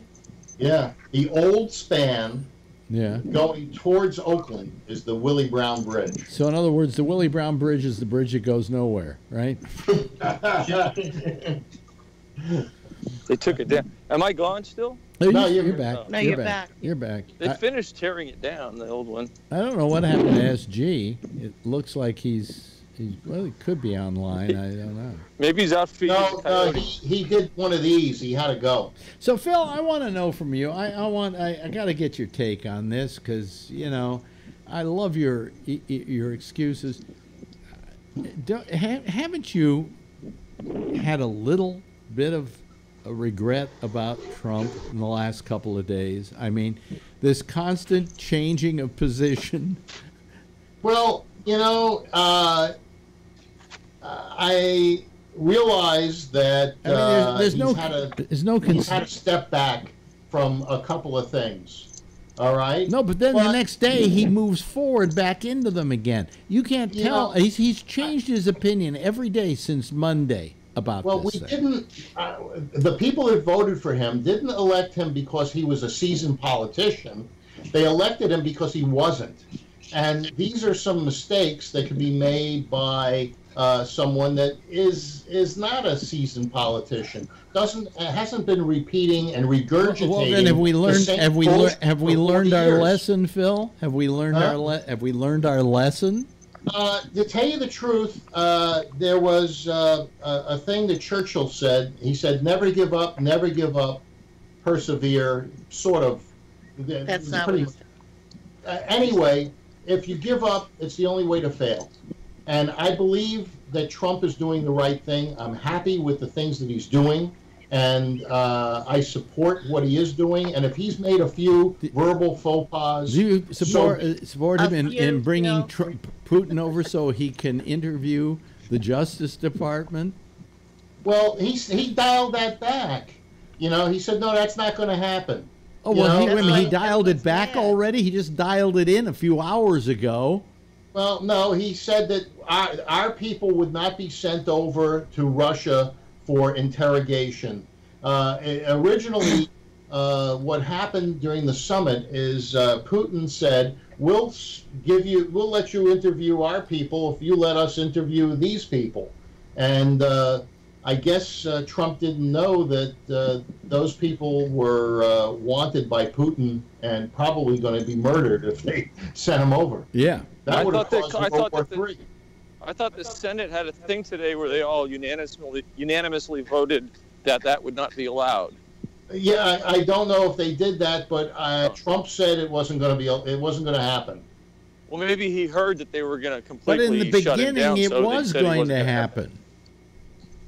What? He said he's not sending the Americans over there. No, he didn't say. Yeah, after he knew the Senate wasn't going to allow it. He said he's inviting Putin and his people over to interview them here.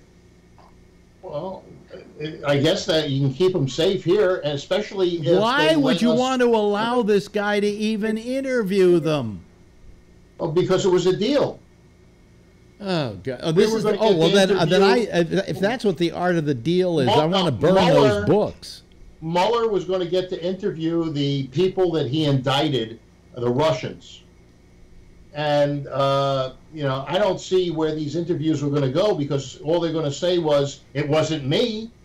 They're not going to fall on their sword and say, oh yes, we interfered with your election. Jeff is just sitting. Jeff is sitting there bemused. Yes, Jeff. I don't know. I cannot believe what this president pulls, because every other day he changes his mind. Well, it doesn't matter because the things that he doesn't change his mind on are great. Like what? He's going to have two Supreme Court appointees. Wait a minute. No. That's not something he did. That's something he has to do. No, he went to Kennedy and he said, if you retire, I'll put one of your clerks in. He made a deal with Kennedy to retire No, early. he didn't make a deal with Kennedy. Kennedy came to him and said, I'm going to retire. I would appreciate it if you would look at some of my clerks. Right. Don't put appointment of Supreme Court judges as something he did. It was nothing he accomplished. He had to do it. I heard on the news that he approached Kennedy about retiring, and the deal was that he would put somebody that clerked for him, and that Kavanaugh is one. I'm not saying, but I'm saying, and let's face it, the guy isn't Supreme Court justice yet. He will be. I think that one will fly through. There's already even 3 or 4 Democrats. I don't know their names. But on this morning's news, they said that there was like 3 or 4 Dems that were going to vote for him. Danger high voltage. Is that a comment on our show, Ray?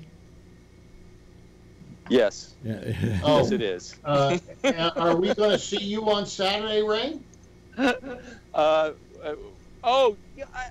bought tickets to go see Angels in America at Berkeley Rep months ago, and I can't go. Oh, well, I'm going to I meet know. John Perulis.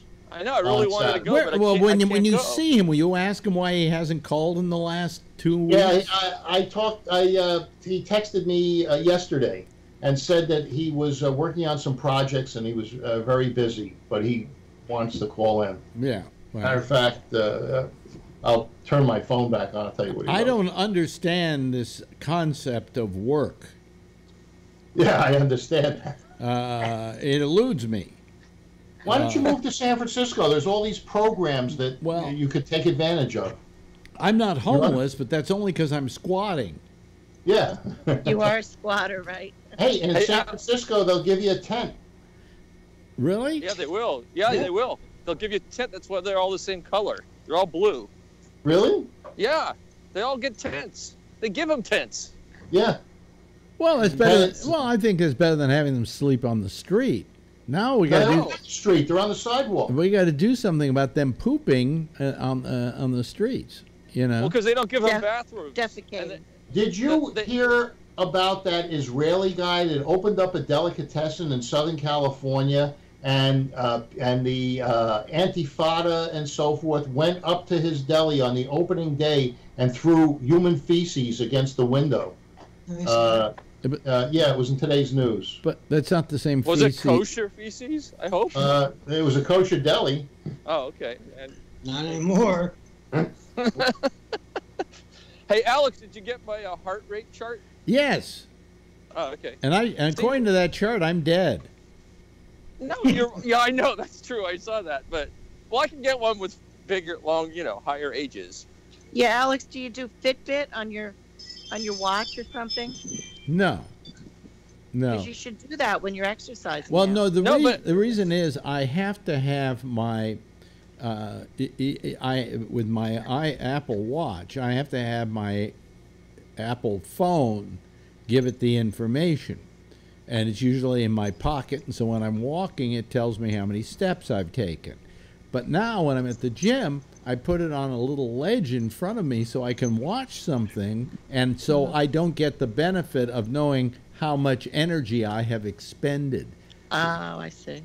Oh, I have a Garmin watch, and I can it syncs up with the phone, and it tells me exactly how much I expended. And stuff. But if your phone is in front of you, take it out of your pocket and put it in front of you, and it's stationary, it's not going to register movement.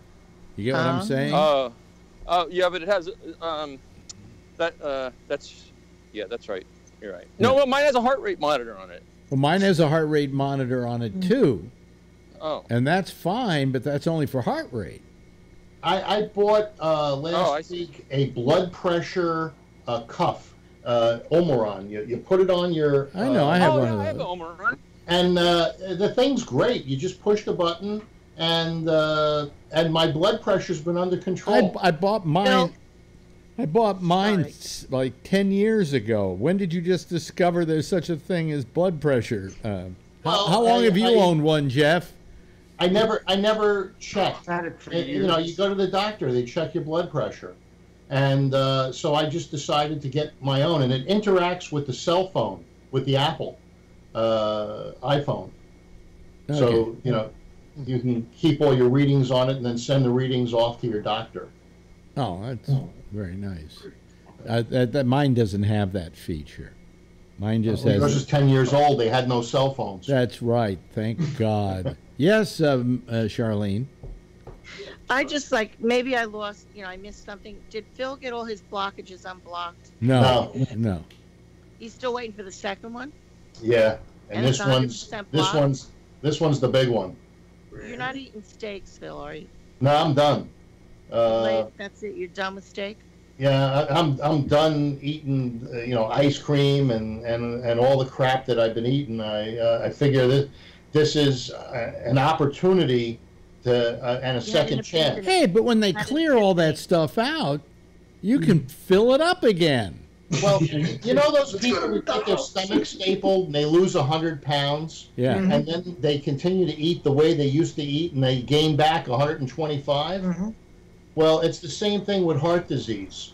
I'm lucky I didn't have a heart attack. I didn't have a stroke. I found out what was going on before there was an episode. And Right. so I'm getting it taken care of, but these things will be temporary if I don't change my evil ways. Well, Yep, I- you Have you to change started? those Did evil you ways. join a gym, Phil? I belong to a gym, but I am on really restricted effort. I'm not supposed to lift more than 5 Oh pounds. yeah, I'm just. Because don't I'm go just crazy. thinking about You guys who go out and squat. they have cirrhosis of the liver, so they get a new liver. Think of all the new drinking they can do then. Let's start up again. Well, didn't Mickey Mantle get a new liver and then he drank himself back into Yeah. oblivion? Yes. Exactly. Yeah. Yeah. He never thought he was going to live a long life. I read his biography because his whole family died young. But he I had made a- sure he did too. I had a friend. But She he was only lasted in his 32. 60s, maybe. Ray said something. Yeah, I'm sorry. I need to raise my hand. I had a friend, really good friend. She was only 32 and she was alcoholic and she got cirrhosis of the liver. Yeah. And they wouldn't give her one because she was an alcoholic. And she died. Yeah, it was horrible. You get a Because- fatty liver too. Yeah, It gets fatty. if you don't stop drinking, unless you got good contacts, they won't give you a liver. They're going to give it to somebody who's not going to ruin it. Well, Destroy it. I know my liver is the one thing I could probably will to science and it be in perfect shape because Oh, you don't drink. I don't drink. I never drank. But there are other things that can happen to us physically that take its toll on the liver. I think there's some stuff with diabetes and some other things that causes. Well, there's some caustic liver damage. substances that you can either inhale or whatever that will affect Well, no, you. The not liver just filters those. out Just poison. Like Diabetes can body. ruin your liver because of the amount of insulin that it does or doesn't pump Doesn't. through it. You know, Right, yeah. I don't Yeah. have I don't have diabetes at all, not even close, and never have had it. now you're lucky. Yeah. That is what causes everything to fall downhill. Yeah, my Yep. brother-in-law Alex has got to do insulin shots, and he's really thin. Well, you had to do Would you- insulin, right, Phil? I don't do insulin, but I have diabetes. If I lose this weight and start eating right, I could probably control it with food. Now, I've been watching my sugar. Tonight, it was 114. Now, of course, I'm taking some pills to control the diabetes, Yeah. but I was very happy with 114, believe me. Phil, you're type 2, right? Yeah.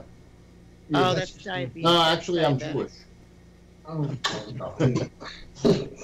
Are we going back under Highway 101 again, or is Yes, yeah. There's the highway there, Oh, wow, let me see that. and I then hope there's now no- we're entering the Looks nice. twilight zone. Look at that. No muggers on the other side of the bridge, right? He's not. There's a girl with a Is bicycle. that where they filmed Grease or something? This is where they filmed. I don't know, some kind of B horror movie. It's nice there, Jessica. Let me see here. There we are. We're in The the bicycles. Yeah, Uh-huh. yeah, Yeah, yeah. and then there's a like a river right here. I don't know if you can see it. No, And, it's- and when there's it people when it walking through floods, there are huge carp in there, like a couple feet long, Really? right over this fence. Is it cold there tonight? And people fish. Is it cold? He's got his t-shirt. No, it's like 72 degrees. I like One those. time I came around this corner right here, and there was a stork. And the stork was huge. It was this blue stork, and I scared it, and it Maybe it flew was a away. And its heron. wings. A blue heron. Maybe it was a blue heron. Yeah, it was huge. wow. And then one time a mountain lion walked down this creek from the mountain. Oh my God. And there were signs all over, mountain lion seen. Wow. Be careful and stuff. But I guess it went home.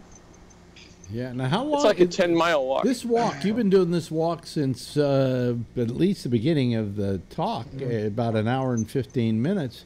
He said, Yeah. he said it's 10 miles. I've got no. It's 10 miles for the mountain lion to come down here. Yeah.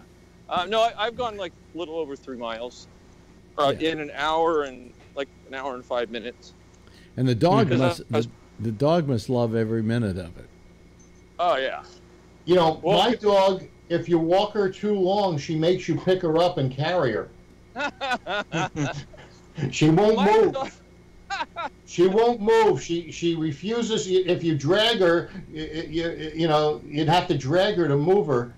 So you got to pick her up, cradle her, and Carrier, and then That's awesome. yeah. Kevin will walk Kevin wrote and forever. said, "Egrets, hang in there." Yeah. Oh, Alex, Yeah. I happened to be at the dentist today, and The View came on, and I was afraid I'd get thrown out because I started getting like into it and stuff. And then when I went home later on, did you hear that Whoopi Goldberg had a big fight backstage with Jeanine Pirro over politics and stuff? Oh, well, Janine Pirro's Yeah. a cunt. Yeah, she's very That's that conservative. judge lady, right? She's They a were cunt. screaming at each other. And I was I like to was see thinking that. I was going to get in trouble because who's the Spanish lady on there? I said, she's not Judge Sotomayor. Who is she or something? And I was like, oh, God, watch, they're going to call the police. Sotomayor, I thought was Spanish or Pirro was furious that she didn't know that woman was going to substitute for Joy Behar, and they sat her next to her. So there was a big thing backstage, and Whoopi Goldberg had a big fight with her, and I don't know. It was Pirro's a crazy. terrible They had a person. fight on stage too. I think Whoopi Goldberg's an idiot too. Why? Well, her positions, she's very one-sided. Well, of course, she has a political opinion, Phil. Is that is Yeah. it's not Well, one-sided. you can have an opinion, but you don't have to be a moron about it. No, she's not a moron about it. She's very I told you not to be stupid. she's you very moron, but that's articulate somebody else. about it. It's amazing how you hate people because they don't share your politics. No, it's the other way around. It's the liberals that hate people that don't share their politics. It's No. not the conservatives that are throwing shit on people's windows. It's not the conservatives that are beating people up with pipes. How do you know it It's not- isn't? How do you know it isn't some conservatives who threw Because shit? this Israeli guy was a Trump supporter. That's what this was all about. Oh, I see. Well, he got what he deserved. Yeah, yeah. That's, Let that be a one lesson less- to you. One less bagel shop. Sometimes that- I'm shocked by Meghan McCain. Why? You know, I don't want to watch it, but I had to have it on because it's either that or that other one. I don't know, some other stupid show like The Chew or something that's going off. Right? I like watching on Fox. They have a show called Five? Outnumbered, Oh, I didn't see that. and it's like 5 women and 1 guy, That's a good one. and it's a different guy every day. But I it's the gotta same watch out 5 for women, that. and they're all sitting in on. I think this was all Ailes' idea. They're sitting in chairs where you can almost look up their dress. And it's an hour of saying, I hate getting a hard-on with conservative women on my screen. You know, you get to feel very guilty about it. Do you know the show Wait, I I'm gotta talking? watch this. What is it? Jeff, do you know the show I'm talking about? Outnumbered. No, what time does it come on? Noon here, so that must be 9 o'clock out on the West Coast. You know what the problem is when you cut the cord? I can only see these pre-recorded things on the Fox channel. I don't get to see the live iteration of it. Yeah, but iteration. Actually, what happens is a lot of those network feeds, like the ABC feed, if they have the ABC app they have, you can get live programming on the ABC app. Yes, but on Fox you can't, unless you have like Comcast or something, and you can put a code in. But what do I have? Skype? No, I don't have Skype. What's it called? I have some thing. I forgot what it's called. Sling? Sling? Sling. Yeah, I have Sling, and Sling doesn't count. So you know, and I haven't called any of my friends yet to have them get give me the code. Yeah, you have to have one of the major ones to watch it. Yeah. But even if I did, I'd probably put it in, and then 2 weeks later, I'd have to do it again. So they do make you do it sometimes over again. I often have to put it in like every 2 weeks or so. I do. Yeah. So I haven't bothered to try and pirate it, but I can't get Fox live programming because I have Sling. And I have Hulu, and I have a number of other things. I probably pay just as much as if I had the Comcast or the AT&T. But the fact that I don't have it makes me happy. You know. That Netflix is making so much money. They double it everywhere. It's on demand. I think it's now a channel on 5. You know, you keep duplicating everything. I have Hulu and Netflix, and I'm paying for all that. You and I know, don't need it. You know what happened today?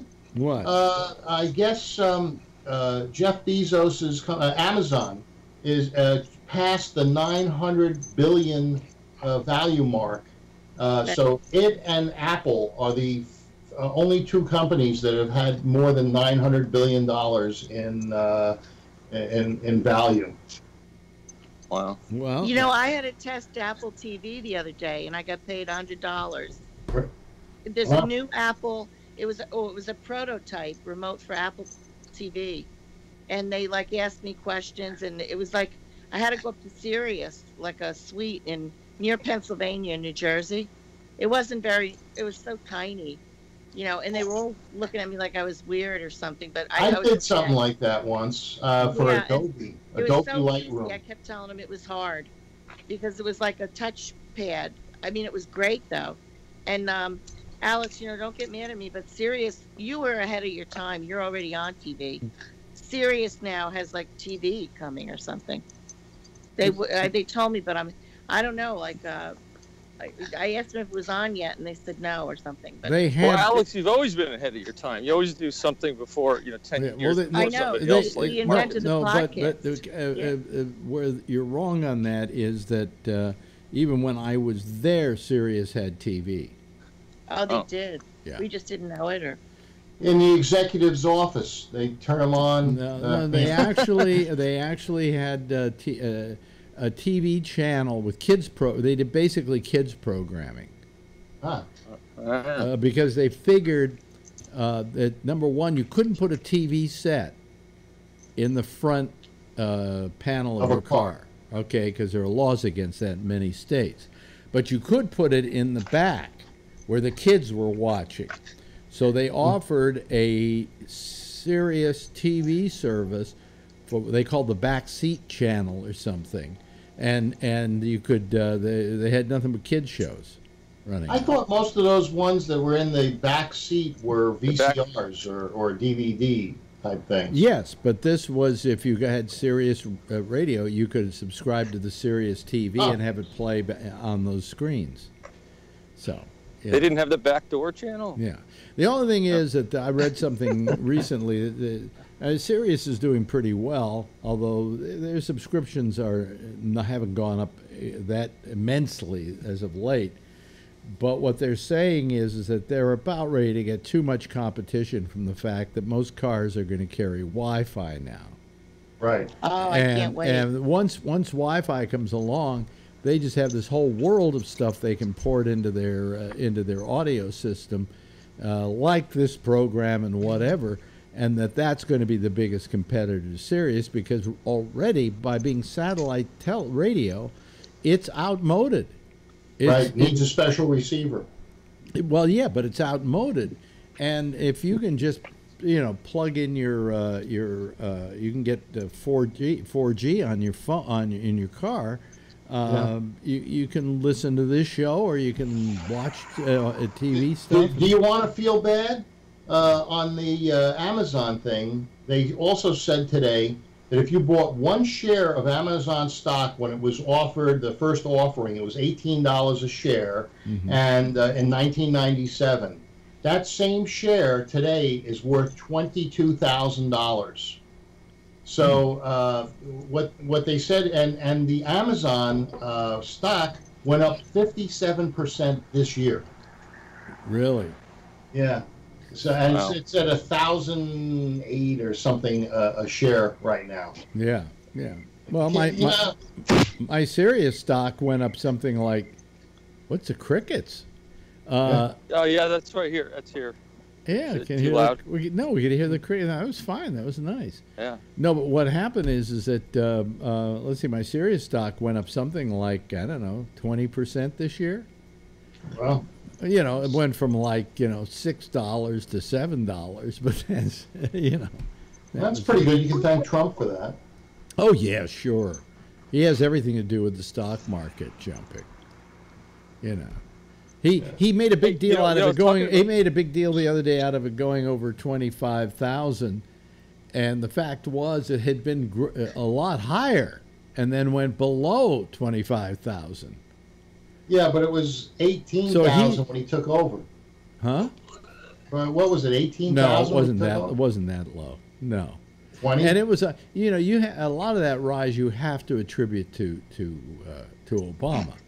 It wasn't the day that Trump became president. All of a sudden, everybody wanted to buy stock.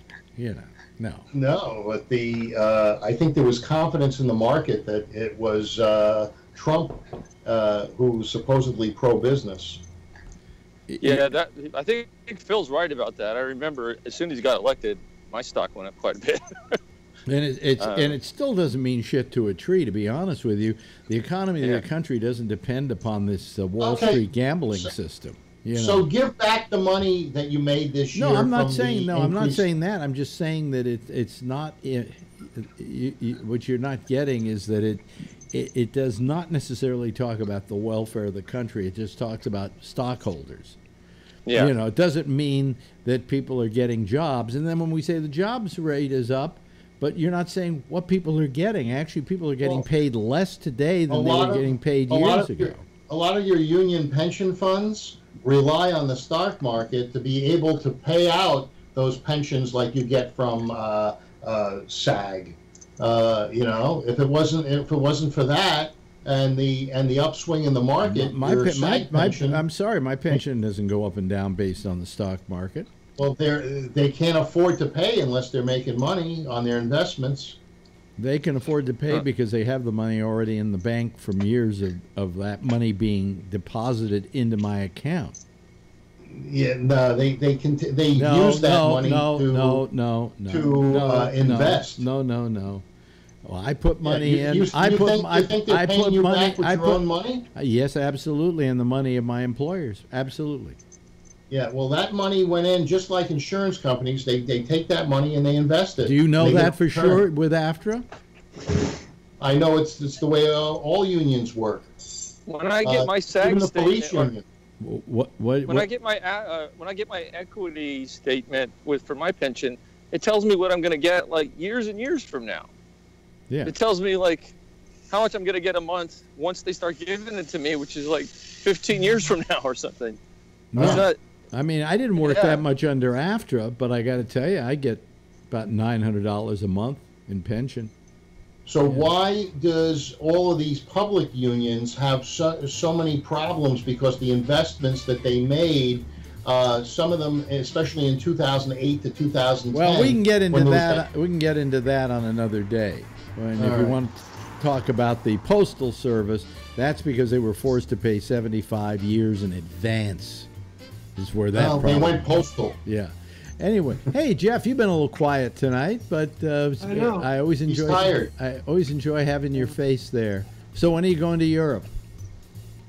I think in about a month. About a month. Okay.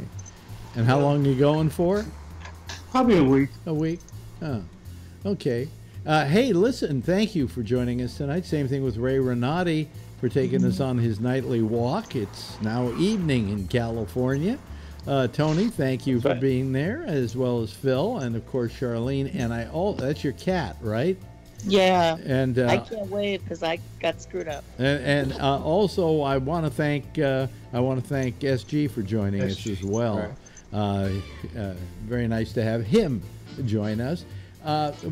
You know something? I think it would be nice about this time if everybody did a big wave goodbye. Okay, there they go, folks. That's the Citizens Panel. Hopefully we'll see you tomorrow night. It's a Friday. It's our Friday free for all. Yeah, well, yeah. If you name it, people will come, right? Anyway, listen, let me just get rid of... I have to close everything down here, otherwise the show after me, which is Jack Bishop and his wonderful program, The Intersection, which is a delightful foray into the wonderful world of citizen panels. And then at 1 o'clock this morning, we've got Connections. And then tomorrow night at 9:30 Eastern Daylight Time, it'll be the dulcet tones of Damian Chaplin, followed at 10 o'clock by me. Same time. same station in life. In the meantime, as always, if you see her, tell her I love her, okay? Bye, everybody.